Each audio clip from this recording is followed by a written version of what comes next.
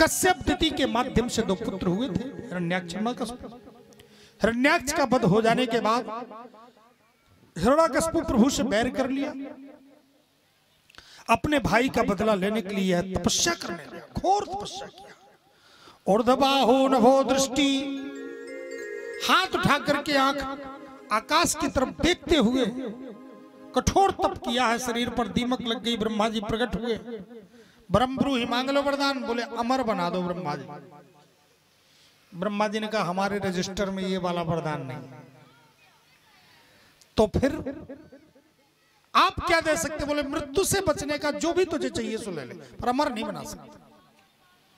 इसने जल्दी जल्दी लिस्ट बनाई और लिस्ट बना के दे दिया, लीजिए ये है, पूरी लिस्ट पकड़ा दिया। इतनी लंबी लिस्ट की अब क्या बताऊं। आज तक ऐसा किसी ने मृत्यु से बचने का उपाय मांगा ही नहीं। और निष्कंटक होकर के आया वरदान लेकर के। इधर शुक्राचार्य जी ने कहा वाह चेला वाह, मेरे हिरण्यकश्यप आज तू राक्षसाधिपति, तेरा अब मैं अभिषेक कर रहा हूं। श्री शुक्राचार्य जी ने अभिषेक कर दिया। इधर हिरण्यकश्यप की पत्नी कयाधु गर्भवती थी। ध्यान दीजिएगा माताओं, अच्छी तरह से ध्यान देना। हमारे शास्त्र और सत्संग की महिमा क्या है। राक्षस राज हिरण्यकश्यप की पत्नी गर्भवती थी और राक्षस का बच्चा था गर्भ में, लेकिन इंद्र क्रोध में आया, घबरा गया, सोचा मैं इसके गर्भ को नष्ट कर दूं तो कोई राक्षस पैदा नहीं होगा, इसका वंश तो नहीं चलेगा। नारद जी सामने गए, नारायण नारायण, इंद्र इसको मार क्यों रहे हो? अरे राक्षस का बेटा है तो ये राक्षस होगा, मैं इसको नष्ट कर दूंगा। नारद जी ने कहा नारायण नारायण, इंद्र राक्षस कोई जन्म से नहीं होता है, किसी का शरीर राक्षस नहीं होता है इंद्र, उसके संस्कार राक्षसी होते। कोई भी व्यक्ति हो अगर उसका जीवन संस्कारी है तो वो राक्षस नहीं होगा, तो संस्कार इसमें कैसे आएगा? राक्षस का बच्चा है। नारद जी ने कहा मैं गर्भ में संस्कार दूंगा।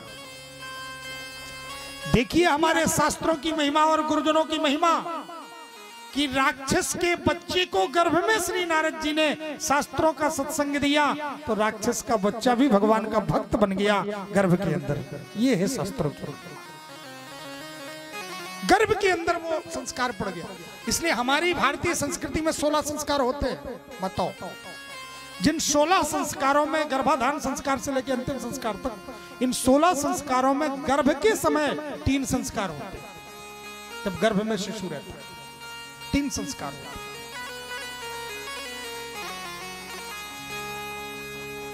शिशु का संस्कार गर्भ से ही शुरू हो जाता है। शास्त्र कहता है कि जब गर्भ में शिशु हो उस समय माताओं को चाहिए कि जैसे एक सन्यासी का जीवन होता है, एक तपस्वी का जीवन होता है, वैसे ही एक मां गर्भवती का जीवन होना चाहिए। गर्भवती सत्संग करे, भजन करे, दान करे, पुण्य करे, अनेक सत संस्कार की बातें पढ़े सुने, उस बच्चे में भी वही संस्कार हो। जब चक्रवर्ती नरेंद्र अध्याधिपति दशरथ जी महाराज की तीनों पट्ट में ऐसी गर्भवती हुई तो तुरंत तुलसीदास जी ने लिखा कि श्री चक्रवर्ती दशरथ जी महाराज ने तीनों माताओं को मंदिर में विराजमान किया। मंदिर महासवराज हिरानी शोभाशील तेज की खान। मंदिर कहने का अभिप्राय क्या है? मंदिर में ले जाके प्रतिष्ठा नहीं करवा दी, ना बिठाल दिया। उसी महल में जैसा मंदिर का वातावरण है, जहां वो गर्भवती तीनों महारानियां रहती थी, उस महल में महल में ही मंदिर जैसा वातावरण बना दिया। जागने से सोने तक केवल हरि चर्चा, केवल भगवत सत्संग, उनकी कथा, उनका नाम, उनकी लीला, उनका रूप, उनकी फोटो, उनका चरित्र, उनका चित्रण, ये सारी चीजें उनके निरंतर जागने से सोने तक वही दर्शन हो रहा है। ये संस्कार है। जैसा आप आहार करोगे, गर्भवती स्त्री जैसा आहार करेगी, जैसा वो पढ़ेगी, जैसा देखेगी, वैसा ही बच्चे में संस्कार पड़ता है। इसलिए शास्त्र कहता है कि गर्भवती माँ को सत्संग, दान, पुण्य अनेक अनेक करना चाहिए। अगर तुम्हें प्रहलाद जैसा बेटा चाहिए, चरित्र सुन रहे हो, तो प्रहलाद तुम्हारा बेटा हो सकता है, लेकिन तुम्हें कयाधु बनना पड़ेगा। राम जैसा बेटा चाहिए, तुम्हें कौशल्या बनना पड़ेगा। राम जैसा बेटा आने के लिए तैयार है आज भी, लेकिन कौशल्या बनने की आवश्यकता है निश्चित रूप से। अब समस्या क्या है कि हमें कुछ संस्कार बनना नहीं है, हमें कोई संस्कार मानना नहीं है, हमारे अंदर त्याग तपस्या है नहीं है। 9 महीने बच्चे पेट में हैं, गर्भवती माँ है, डॉक्टर ने कह दिया बेड रेस्ट करो, थोड़ा आराम करो। अब उठाया मोबाइल, और मोबाइल चल रहा है दिन भर, मोबाइल में पूरा टाइम पास हो रहा है। पूरा टाइम 9 महीने का किस में गया? मोबाइल में। व्हाट्सएप, फेसबुक, इंस्टाग्राम और गेम ले, और जो जो कुछ है सब मोबाइल में आजकल महाराज दिन भर देखते रहो, मनोरंजन करते रहो। गर्भवती स्त्री का जीवन मनोरंजन में नहीं होना चाहिए, गर्भवती स्त्री का जीवन आत्मरंजन में होना चाहिए। ध्यान देना। यही कारण है कि बच्चा पैदा हुआ और मोबाइल सीख के आ जाता पेट से। फिर कहते महाराज जी हमारा बेटा मोबाइल बहुत चलाता, पढ़ता नहीं। हम कहते तुमने पेट में सिखा दिया उसे। माताओं, जो कुछ सिखाया तुमने सिखाया है, इसलिए आपको चाहिए, निवेदन करूं सभी माताओं को चाहिए कि आप संस्कारों पर जोड़ दें। स्वयं में, बहुओं में, परिवार में, बच्चों में। संस्कार ही सबसे बड़ी प्रॉपर्टी है, सबसे बड़ी संपत्ति है। नारद जी महाराज गर्भ में ही प्रहलाद को उपदेश दे दिए। सुंदर बच्चा पैदा हुआ, लेकिन भक्ति से ओतप्रोत। आहा, 5 वर्ष के हो गए तो प्रहलाद जी। अब जब प्रहलाद जी महाराज हिरण्याकश्यप जब सिंहासन आरूढ़ हुआ, सिंहासन पर बैठा, उसी समय कयाधु ने सुंदर श्रृंगार करके बच्चे प्रहलाद को कहा जाओ बेटा अपने पिता के चरणों में प्रणाम करो। प्रहलाद जी गए हैं, साष्टांग चरणों में लेट करके प्रणाम किया। लेट करके प्रणाम किए, और प्रणाम करके जैसे ही कहा ये प्रहलाद आपका पुत्र प्रणाम कर रहा है। ये प्रणाम की परंपरा देखिए, ये संस्कार है। नहीं तो राक्षसों के बच्चे कहां प्रणाम करने वाले, लेकिन संस्कार है। प्रहलाद जी के साष्टांग प्रणाम कर रहे हैं। हिरण्याकश्यप ने उठा करके गोदी में बिठाला, चुंबन करने लगा। मेरे पुत्र तू कितना अच्छा है, सुंदर है, मेरा बेटा कितना प्यारा संस्कार है तेरा। अच्छा तू बता सबसे अच्छा तुझे क्या लगता है? पिताजी बताऊं? हाँ हाँ बोल बेटा बोल बोल। पिताजी सबसे अच्छा तो है मानव जीवन के लिए कि सब कुछ छोड़ के भगवान का भजन करें। ये मानव जीवन केवल और केवल कल्याण के लिए मिला है, इसलिए पाप से बचे, भजन करें। 9 प्रकार की भक्ति होती है, जिसमें एक भी जीवन में आ जाए तो उसका कल्याण हो जाता है। श्रवणम कीर्तनम विष्णु स्मरणम पाद सेवनम अर्चनम वंदनम दास्यम सख्य आत्मनिवेदनम। 9 प्रकार की भक्ति में एक भी आ जाए। क्रोध में आ गया हिरण्याकश्यप, देखते देखते उठाया, बच्चे को पटक दिया। अरे दुष्ट बालक, ये मेरे दुश्मन का नाम लेता है, बुलाओ संग्रामर्क को।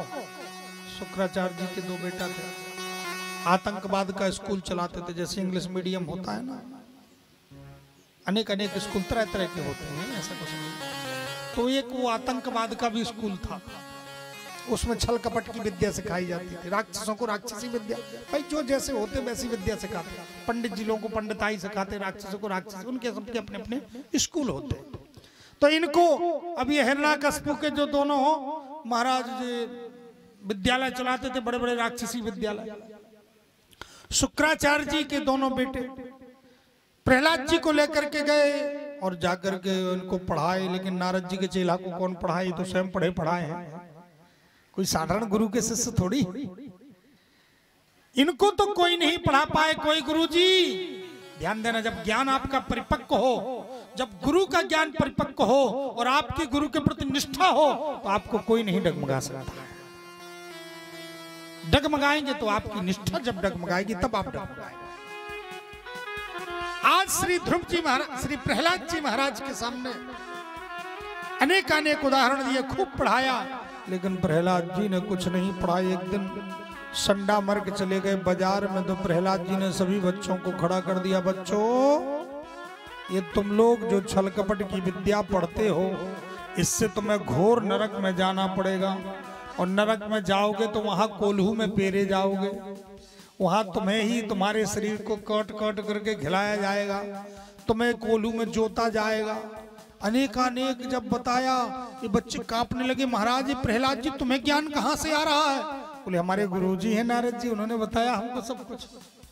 तो हमने तो सुना ये बालापन तो खेलने खाने का, लूटने लुटाने का समय है, तो जितना बढ़िया आनंद लो, मस्ती का टाइम है।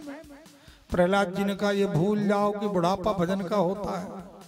बुढ़ापे में कुछ नहीं होता है, दांत झड़ जाते हैं, कमर लचक जाती है, कहते हैं राम तो निकलता है लाम। इसलिए जो कुछ करना है बालापन से करो। कौमारात आचरेत प्राज्ञान भागवत धर्मानिया। कोई भी धर्म ग्रहण करना, कोई भी आधार है तो बालापन से करना चाहिए। कुछ नहीं होता कहते तो लोग बड़े, अभी तो है वो मरे है, बाद में दीक्षा ले लेंगे, बाद में भजन करेंगे, बाद में भगवान से जुड़ेंगे, बाद में करेंगे। जो बाद के लिए तके रहते वो कुछ नहीं कर पाते। जो कुछ करो समय रहते करो। हम कहते तीर्थ भी करो तो समय रहते करो, उम्र में सामर्थ्य हो तब रहते करो। बुढ़ापे को कुछ मत तको, बुढ़ापे में तो जो कमा लिया उसी को बैठ के खाओ, राम राम जपो। जो कुछ करना है बालापन से करो। बालापन से हरि भजे, जग से रहे उदास। तीर्थ आशा करते हैं, कब वही है हरिदास। तीर्थ भी उनकी आशा करते हैं जिनका बालापन से मन भगवान के चरणों में लग जाता है। उनकी आशा तीर्थ भी करते कि कब हमारे यहाँ आएंगे और हमको पवित्र करते। तीर्थ ही कुर्बन्तु तीर्थानि। जो बालापन से भगवान की शरण ग्रहण करते हैं, ऐसे भक्त की तीर्थ भी आशा करते हैं। और तीर्थ कहते हैं कि ऐसे भक्त जब मेरे पास आते हैं तो मेरा भी तीर्थ स्वरूप हो जाता है। संत स्वयं तीर्थ को तीर्थ बनाने की क्षमता रखते हैं। तीर्थी कुर्बन्तु तीर्थानि। इसलिए बच्चों तुम लोग भगवान को प्रसन्न करो, छल कपट की विद्या छोड़ो, भक्ति करो। बोले भक्ति कैसी होती हम लोगों को पता नहीं। बोले सबसे बढ़िया भक्ति कीर्तन करो। कीर्तन करें, सब खड़े हो गए बच्चे। कैसे करें? अब बच्चों में जोश तो होता ही है। सभी